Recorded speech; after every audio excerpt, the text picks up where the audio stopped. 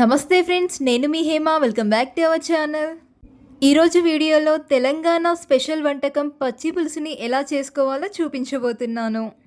ఈ పచ్చి పులుసు నోటికి పుల్ల పుల్లగా, కారం కారంగా, కమ్మగా ఉంటుంది. దీన్ని పిల్లల నుంచి పెద్దల వరకు ఎంతో ఇష్టంగా తింటారు. పచ్చి పులుసుని ఇలా చేసి పెట్టారంటే ఇంటిల్లిపాది రోజు తినేదానికంటే 2 ముద్దలు ఎక్కువే తినేస్తారు. దీన్ని క్విక్ అండ్ ఈజీగా 10 నిమిషాల్లో ప్రిపేర్ చేసుకోవచ్చు. మరి లేట్ చేయకుండా ఈ పచ్చి పులుసుని ఎలా ప్రిపేర్ చేసుకోవాలో ఆ ప్రాసెస్ ఏంటో చూద్దాం రండి.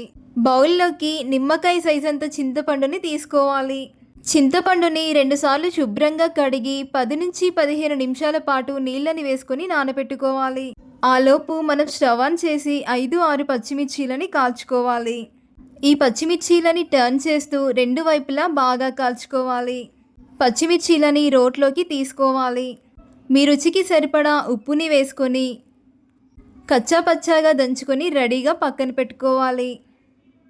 10-15 నిమిషాల తర్వాత చింతపండుని చేతితో ఇలా బాగా స్మాష్ చేస్తూ చింతపండు రసాన్ని వేరొక బౌల్లోకి చేత్తో వడకట్టుకోవాలి.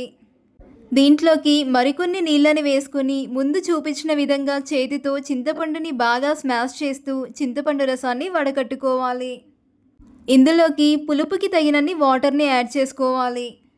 ఇందులోకి ఒక మీడియం సైజ్ ఉల్లిపాయని ఇలా చిన్న ముక్కలుగా కట్ చేసుకొని వేసుకోవాలి. కొంచెం సన్నగా తరిగిన కొత్తిమీరని వేసుకోవాలి. కొంచెం కరివేపాకుని కూడా వేసుకోవాలి. వీటిని 2 నిమిషాల పాటు ఇలా ప్రెస్ చేసుకోవాలి. ఇలా ప్రెస్ చేయడం వల్ల వీటి ఫ్లేవర్స్ అన్నీ కూడా చింతపండు రసానికి పట్టి పచ్చి పులుసు టేస్ట్ చాలా బాగుంటుంది. ఇందులోకి మనం దంచుకున్న పచ్చిమిర్చిని వేసుకొని మొత్తం అంతా కూడా ఒకసారి బాగా కలుపుకోవాలి. ఈ పచ్చిమిర్చిని చేత్తో ప్రెస్ చేస్తూ కూడా కలుపుకోవచ్చు. పచ్చిమిర్చి కారం చేతికి తగిలి మంటలేస్తుంది కాబట్టి ఇలా గరిటెతో కలుపుకోవాలి. ఇప్పుడు స్టవ్ ఆన్ చేసి పోపు గిన్నెని పెట్టుకోవాలి. 1 టేబుల్ స్పూన్ వరకు ఆయిల్ని వేసుకోవాలి. ఆయిల్ హీట్ అయ్యాక 1/2 టీ స్పూన్ జీలకర్రని, 1/2 టీ స్పూన్ ఆవాలని వేసుకోవాలి. ఆవాలు జీలకర్ర చిటపటలాడాక 4-5 కచ్చాపచ్చాగా దంచిన వెల్లుల్లి రెబ్బల్ని వేసుకొని ఫ్రై చేసుకోవాలి. వెల్లుల్లి ఫ్రై అయ్యాక కొంచెం కరివేపాకుని, 2-3 ఎండుమిర్చీలని, 1/2 టీ స్పూన్ నువ్వులని వేసుకొని ఫ్రై చేసుకోవాలి. ఇవి ఫ్రై అయ్యాక 1/4 టీ స్పూన్ పసుపుని వేసుకొని ఒకసారి అంతా బాగా కలుపుకోవాలి. ఇప్పుడు ఈ పోపుని మనం ప్రిపేర్ చేసుకున్నటువంటి పచ్చి పులుసులోకి వేసుకోవాలి. మొత్తం అంతా కూడా ఒకసారి బాగా కలుపుకోవాలి. అంతేనండి, తెలంగాణ స్టైల్లో అద్దిరిపోయే పచ్చి పులుసు రెడీ. ముద్దపప్పులోకి, వేపుడులోకి ఈ పచ్చి పులుసు అమృతంలా ఉంటుంది. మనకి టైం లేనప్పుడైనా, హడావిడిలో ఉన్నప్పుడైనా, అలసటగా ఉన్నప్పుడైనా సరే ఈ పచ్చి పులుసుని క్విక్ అండ్ ఈజీగా ప్రిపేర్ చేసుకోవచ్చు.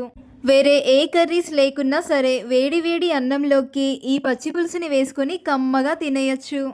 ఈ పచ్చి పులుసుని మీరు కూడా తప్పకుండా ట్రై చేయండి. ట్రై చేశాక మీకు ఎలా కుదిరిందో మీ ఫీడ్బ్యాక్ని నాకు కామెంట్ రూపంలో షేర్ చేయండి. అండ్ ఇలాంటి మరిన్ని టేస్టీ రెసిపీస్ కోసం అయితే ప్లీజ్ నా ఛానల్ని సబ్స్క్రైబ్ చేయండి, లైక్ చేయండి, మీ ఫ్రెండ్స్ అండ్ రిలేటివ్స్ అందరికీ కూడా షేర్ చేయండి. Thanks for watching.